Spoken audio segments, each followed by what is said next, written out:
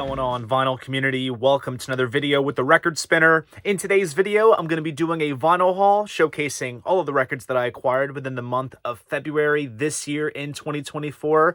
And man, oh man, this was a solid month for record finds. We have the newest half-speed master from Paul McCartney, some wins from Whatnot, the Analog Productions Atlantic 75 pressing of Alice Cooper, some Genesis legal bootlegs, some Kiss unofficial imports, MoFi upgrades, and much more. It's about to go deep, so without further ado, sit back, relax, and enjoy the latest finds.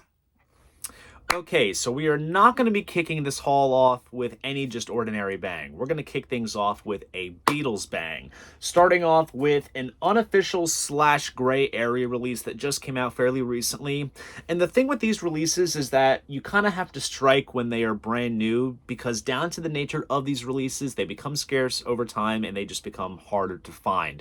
So I made it a point to strike while it was hot, and it's just a cool curio to have that focuses in on the sort of early stages of Beatlemania before they came to the US. So this is, when they were still just playing, ballrooms and theaters and such. This is before it all really took off.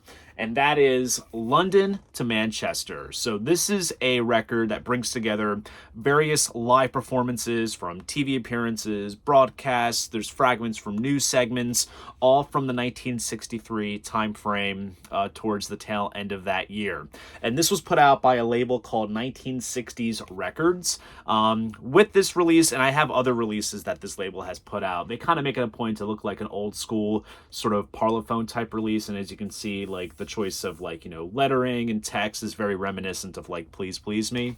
And then on the back you have the fold over jackets and the black and white back covers, and there's the track list there. Some repeating tracks, but they all come from various different sources. There's a brief little write-up with photos, which is really cool. And I love the printed inner sleeve, because here you can see there's sort of catalog of other releases, which honestly look pretty impressive. Like I said, I have some of the releases that came on 1960s records in my collection, but there's definitely a lot more to seek out for yourself. And there's also a nice die cut in the middle of this side where you can see the label. And as you see, it kind of is intending to give off that sort of black and yellow parlophone label design that appeared on most early Beatles records. So this is actually a really cool thing to have. So I'm quite excited to transport myself back in time 60 years ago and listen to this. Very fitting too, just because, February of this year in 2024 is the 60th anniversary of when they came to America. So we're going back in time a little bit. And this is still in the Beatles vein, more so in the McCartney solo avenue. And this album of his celebrated its 50th anniversary, just the tail end of this past year in 2023. And of course, this is another installment in the ongoing Paul McCartney half-speed master series, where each album that celebrates a 50th anniversary gets a half-speed pressing. And of course, the focus is on one of McCartney's finest moments, and that is the Band on the Run album from Paul McCartney and Wings, I guess is technically Paul McCartney and Wings. Fantastic record. I would say this is a contender for maybe his best album post-Beatles. Of course, you got the title track, Jet, Let Me Roll It, just an absolutely banger of an album. But what's great with this half-speed reissue is that the standard reissue that came out some time ago did not have the song Hell on Wheels, which does appear on this pressing. So I think this makes it a little bit more superior to the standard reissue that we got some time ago. And as you can see here, nice little Obi-esque type strip that kind of breaks down the track list and specs and goes on about the source, which is indeed high-res transfers from the original master tapes. So a little bit of a digital step in there, but I'm sure because it's half speed, it's going to sound absolutely brilliant. Standard jacket follows the same exact formula of the original pressing, original printed inner sleeve. And of course, just for the sake of showcasing everything, we do have the Polaroid poster, which is really solid. And there's also this nice little postcard with a little write-up by Abbey Road's Miles Showell, who did the mastering, just explaining the whole half-speed process. This comes with all the McCartney half-speed master pressings. And then the vinyl itself does replicate the original custom center label. Nice heavyweight vinyl, beautifully pressed. Of course, like I said, mastered by Miles Showell at Abbey Road, pressed to Optimal as well. So an all-around fantastic package, and I am so stoked to be revisiting this album and celebrating its 50th anniversary on the turntable.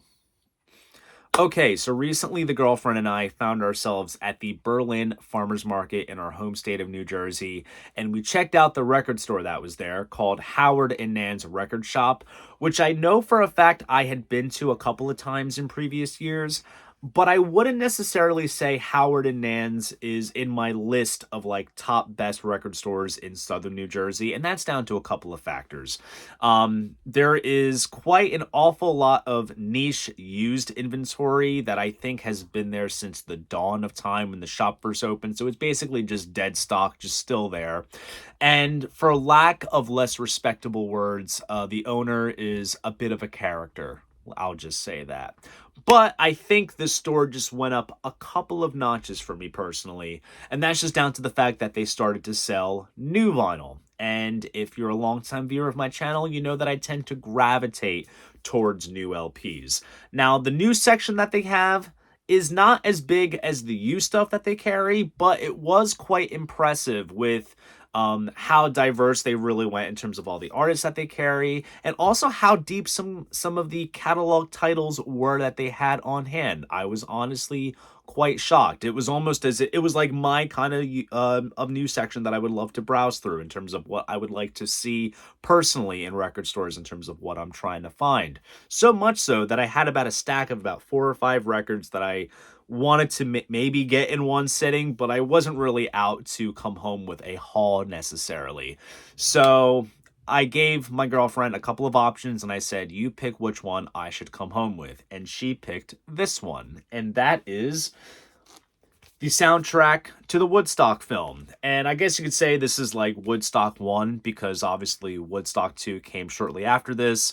And then for the 50th anniversary, they did Woodstock 3 and 4, which I have in my collection already. I got this when I was out in California with the Stone Kings. So I knew that this and Woodstock 2 I would have to get at some point. And I don't know, it just called to me for some reason, partly because I think Abby and I share a love for like, you know, Woodstock and just that whole kind of time frame surrounding that. So it was nice that I was able to come home with this. And this is quite the collection too, because it covers a bit of ground in terms of the artists that played there. Of course, we have John Sebastian, Canned Heat, Richie Havens, Arlo Guthrie, Joan Baez, Crosby, Stills, Nash & Young, The Who, Joe Cocker, Santana, Hendrix, Jefferson Airplane. Whole lot here in this 3 LP set that honestly I would say that maybe this collection kind of finds itself within like the pantheon of albums that almost everyone had in their collection back then. Of course, you know, there was your Rumors, there was your Dark Side of the Moons, and then your Led Zeppelin 4s, and then probably this. So if you were a classic rockhead, you most likely had this. And this 180-gram reissue looks absolutely stunning. This was actually pressed, I believe, at Optimal, so it looks beautiful, nice and glossy, heavyweight vinyl, and it replicates that classic Cotillion label from back in the day.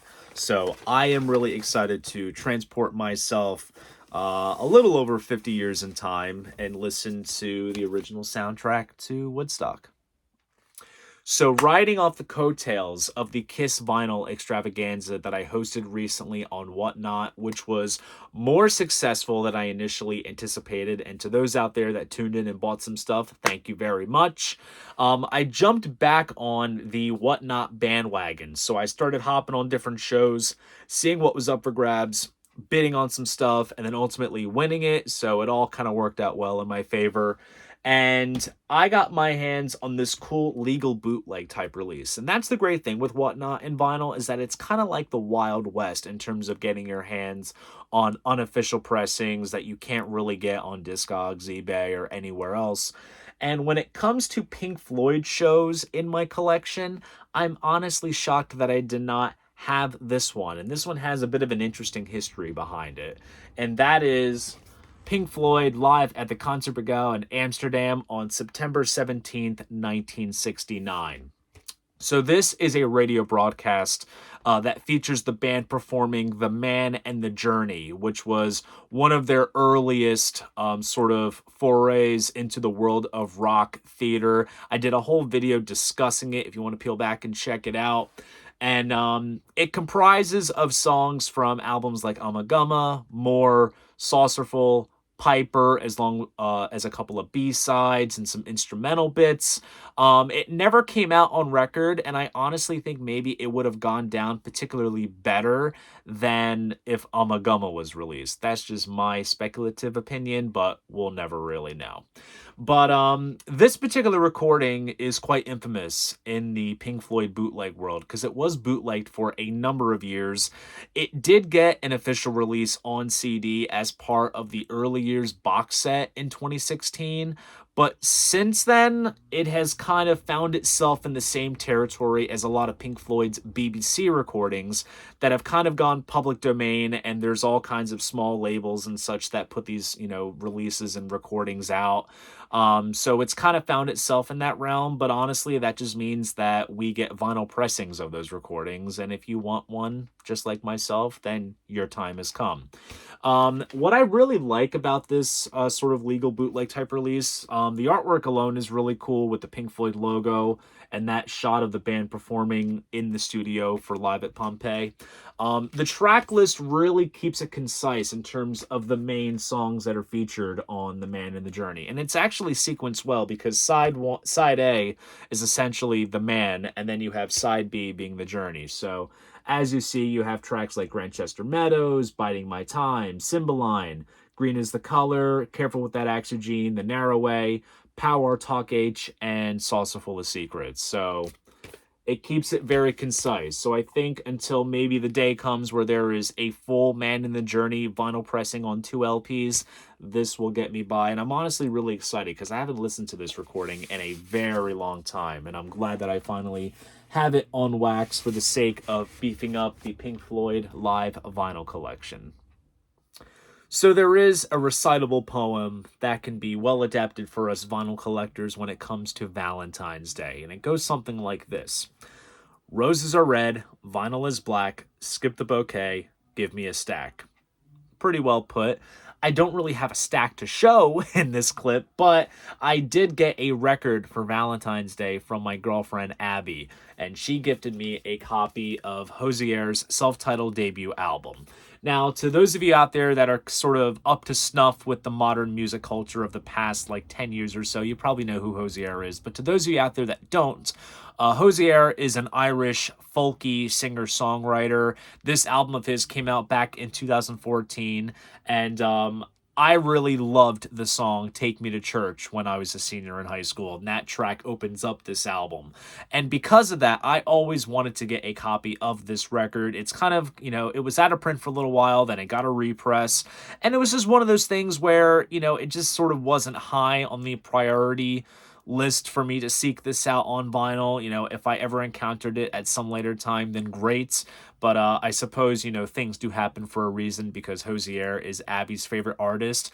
And maybe it's slightly because I did get her tickets to see him in May when he tours the U.S. I got her tickets for her birthday. That she thought it would be wise enough for me to have some Hozier in my collection finally and brush up on some of his material. But it's funny because, he has had other big notable songs that, when you hear it, it's Hozier. But when I'm listening to some of these tracks, when I'm in the car with her, I'm just like, oh, that's on this album? And it's all, tunes that I remember just hearing when I was out and about, as a senior in high school going into early college. His stuff, you can't really get away from. But I really like his artistry, and I figured if there's an album that I'm going to want of his, it's going to be the one that I was after almost 10 years ago. Oh my God, I can't believe I'm saying that. Age is showing a little bit. But anyways, solid artwork altogether. Other notable tracks are on here are Jackie and Wilson, Work Song, a live version of Cherry Wine as well, which is really good. Nice artsy gatefold design. It does come with a CD as well of the album, which is cool. Kind of outdoes the download code that you might sometimes get. Nice printed inners. It's a 2 LP. Nice artwork with some pretty cool custom center labels, especially the one of like the sky on this one. It just looks absolutely gorgeous. But he has 2 other albums, and I'm sure maybe thanks to Abby, I might be getting them in my collection at some point. But until then, cannot wait to listen to the debut in its entirety. Okay, so here is something really cool that I'm excited to share with you guys. A record that I never thought I would receive as a promo. And this is honestly thanks to my writing gig for trackingangle.com, which is run by Michael Fremer. And if you are a vinyl enthusiast, you know who Michael Fremer is. And let's just say, writing for his site and having my work be subjected to the audience that he is targeting has its perks, because he had actually sent me an email recently and told me that Chad Kasem was going to be sending me a record.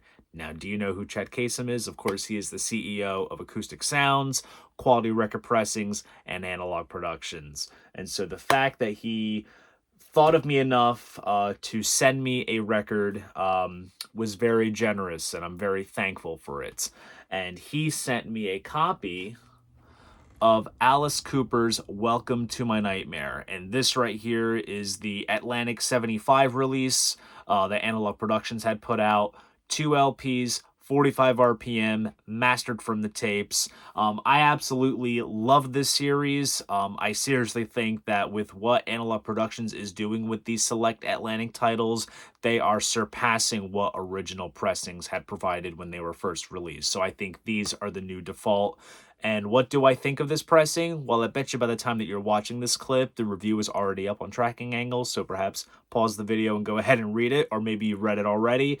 But I love this series by all means, and I think it's great that they decided to reissue this particular Alice Cooper album. Interestingly enough, this was the only album that he did for Atlantic before he returned to Warner Brothers. I don't know if it was just because it was his first solo outing, since the Alice Cooper group had basically broken up by 74, and he went on and took the name, made this album, and I'd go as far as to say that this is Alice's best solo album. It's an album that has so many classics. Of course, you have the title track, Only Women Bleed, Department of Youth, Escape, and of course you also have things like Steven, The Black Widow. It's a very theatrical record. It has a lot of musical variety on it, and it's one that is just so exciting to listen to. And honestly, for as cinematic as this record is, it is best experienced in the 2LP 45 RPM format. Nice glossy tip-on gatefold jacket, and they actually formatted the printed inner sleeve to be the inner gatefold, which I think is a nice touch. Both records weigh in at about 200 grams. I actually double-checked, they do. And of course, it comes on that classic red and green Atlantic label, which looks absolutely phenomenal. So once again, Chad, thank you very, very much for thinking of me enough to send me this as a promo item, and had a great time reviewing it for Tracking Angle, and it's going to get plenty of more spinning action on my turntable in the years to come. So for as much as I am a Kiss diehard and 70s hard rock aficionado, I am and always will be a progger at heart. Progressive rock is the sort of foundation for my musical upbringing, and it's thanks to my parents and their love for bands such as ELP, Rush, Yes, and all Jethro Tull, all those bands are bands that I love and will continue to love till my dying day. But the one progressive rock band that will always hold a very near and dear place to my heart is Genesis. My mother was the true definition of a fangirl when it comes to her Genesis fandom, especially in the late 70s, early 80s. I mean, she collected fanzines, she made scrapbooks, she had different vinyl pressings from different countries. I mean, she was all in on them, and is still a massive fan to this day. Same with my father. I've seen Steve Hackett numerous times over the years, for the past 10 years, I should say. Every piece of Genesis vinyl that I have in my collection that he was a part of, he has signed. And I also work for a Genesis tribute band called The Genesis Show, which focuses on the sort of early Phil Collins type stuff, and they do the music serious justice, and in my opinion they are better than the Musical Box. I do not say that biased, that's just my opinion. So if you live up in the Northeast and you want to check out a solid Genesis tribute band, check out The Genesis Show. But that's enough plugging for that moment. Even though I have every Genesis album in my collection, that's not going to stop me from getting some gray market legal bootleg type releases. And I have a little stack here that kind of covers all eras. You have the proggy Peter Gabriel stuff and the poppy Phil Collins stuff, and then everything else in between. So we're going to start with the earlier stuff. So here we have New York by the Pound, Felt Forum, New York City, 1973, volumes 1 and 2. So this is from the Selling England by the Pound tour. I already have the Rainbow Show from 73 in my collection, so it's nice to have the sort of American alternative. And as you can see, it has the full set list from the tour with all of Peter Gabriel's, monologues in between all the songs, which is pretty solid.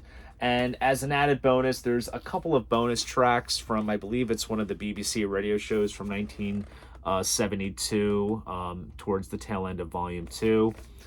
Nice gatefold jacket as well, with a cool shot of Peter there. Brief little write-up on this side. This is actually a show that I have searched everywhere for to hear in terms of sound quality. I don't recall it being a radio broadcast, but it seems like with these sort of gray market releases, aside from just broadcast recordings, they're just taking soundboards and even occasional, audience recordings that are just from the time frame. They just put them out. But needless to say, when it comes to early Genesis, it's fair game for me because I absolutely love this stuff. And Selling England by the Pound is my favorite Genesis record. So happy to have these 2 volumes. And then we jump to 1981 with Nassau Coliseum, the Long Island broadcast. So I believe this show, which is from the Abacab tour, this particular show from Nassau Coliseum, comprises a portion of the Three Sides live album, which of course it was also filmed for a home video at the time as well. The sad thing is this is not the full show, but it's just about. As you see here, it starts off with Behind the Lines, Duchess, goes on throughout the show, and I guess it's a cool sort of companion to Three Sides Live because there are songs featured in this release that are not on Three Sides, such as No Reply at All, Further Fifth, and Man on the Corner, and some of the some other tracks. But it cuts off right at the drum duet after Dance on a Volcano, because typically that goes into Los Endos, but it cuts off there, so that's kind of sad. But the sound quality on this is absolutely tremendous. It's as if you're listening to Three Sides Live, essentially. So I figured this was definitely worth having for the collection. And now we go back to Peter Gabriel era briefly with this next interesting release, and that is the Reunion Rehearsal, London Broadcast 1982. I don't think this was broadcast, but it's been bootlegged for a number of years. So obviously, the classic lineup got back together for a one-off show in 1982 at Milton Keynes. It was for Peter Gabriel's WOMAD organization, basically to kind of raise up funds because the company was going to go bankrupt. So Genesis kind of stepped in to help their former bandmate, and they did this one-off show.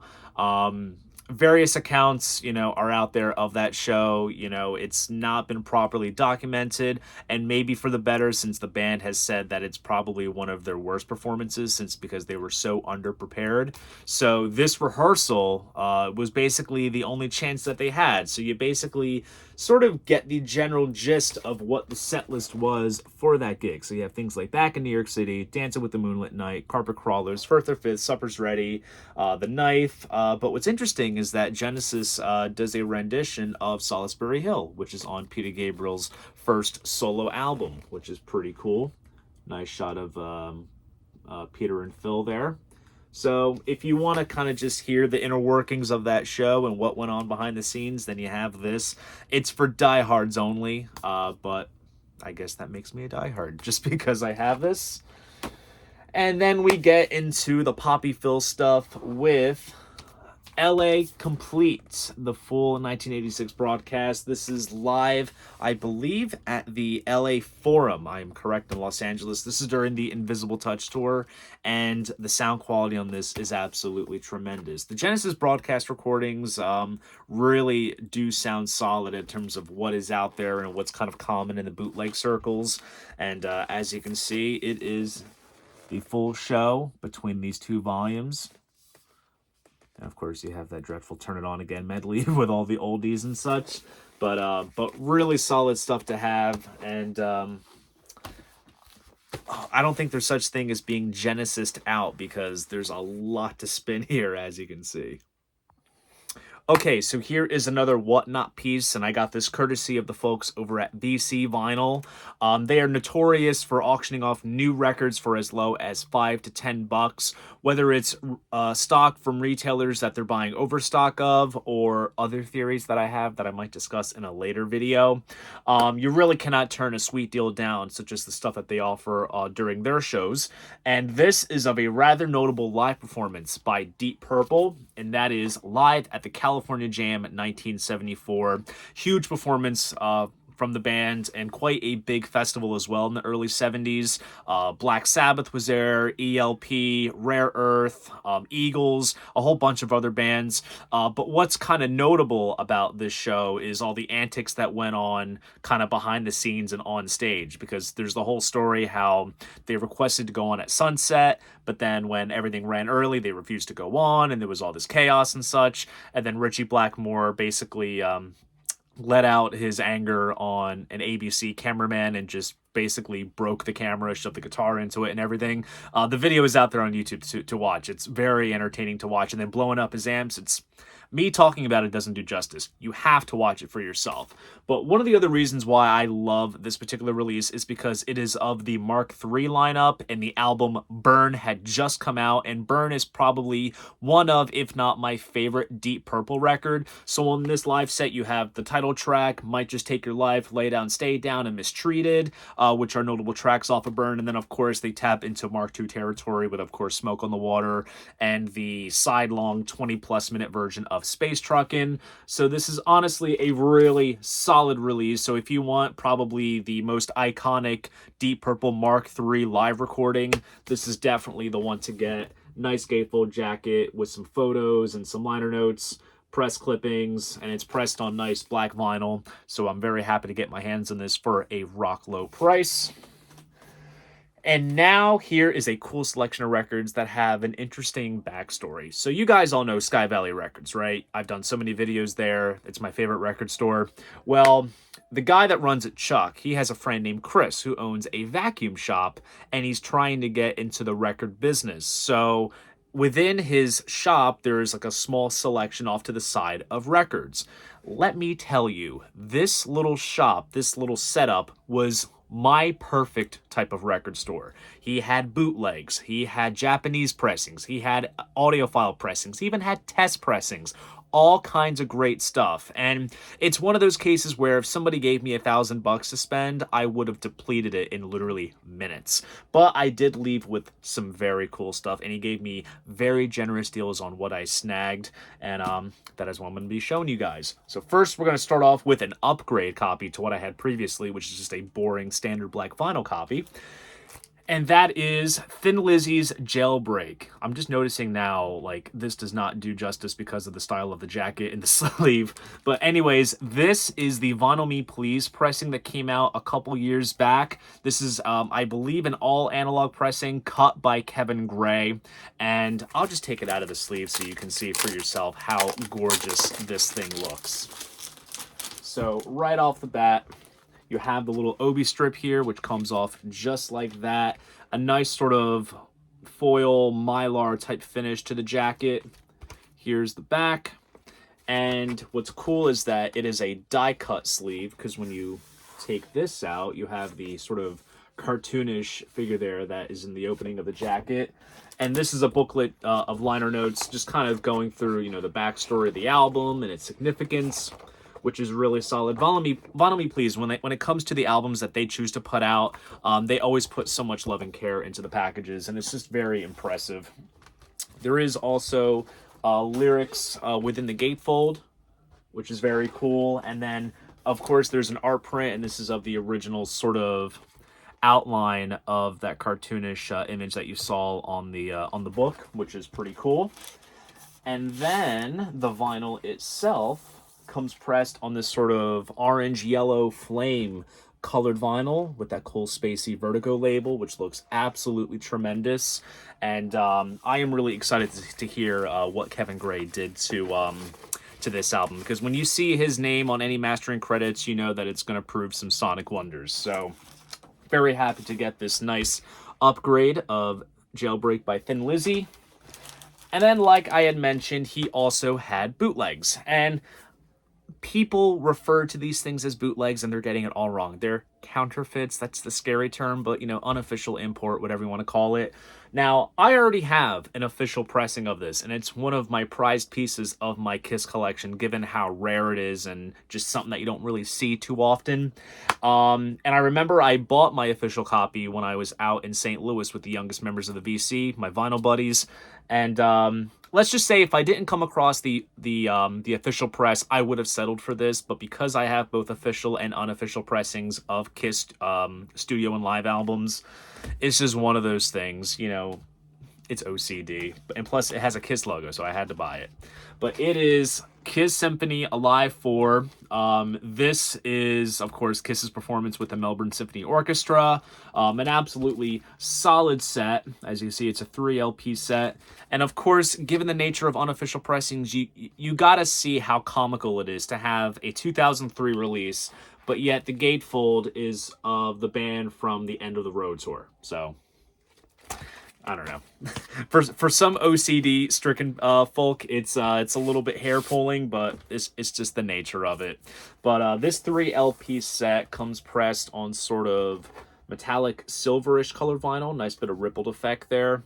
Nice custom labels as well. They didn't quite exactly replicate the Rock and Roll Over Beethoven labels on the actual version, but still, this is really, really cool.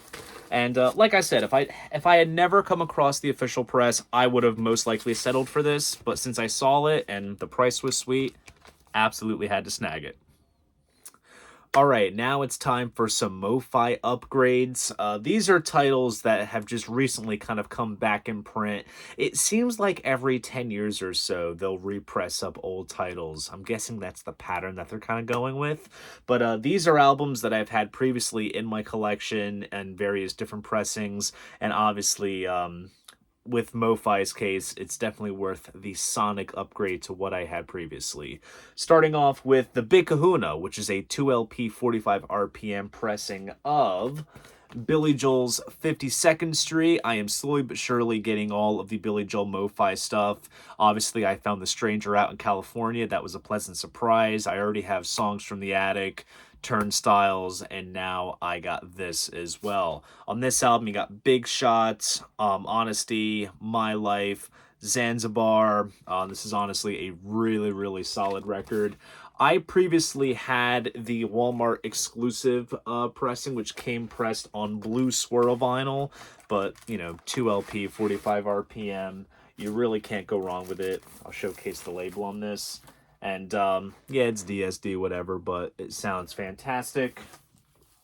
But the other great upgrade that I got my hands on is actually an all-analog MoFi pressing, and that is the Cars' self-titled debut. Honestly, one of the greatest debut albums of all time. Good Times Roll, Best Friend's Girl, Just What I Needed. You're All I've Got Tonight, Moving in Stereo, of course. I really cannot wait to experience this pressing. What I had previously was a 2016 blue vinyl copy, which sounded okay, but I've always wanted this pressing for a number of years, especially since I missed out on Rhino's audiophile series when they did this album because it sold out. But I figured since this was all analog as well, this would be the next best step. So I'm honestly very happy that I got my hands on this. But yeah, all around good stuff from MoFi. Some very nice upgrades.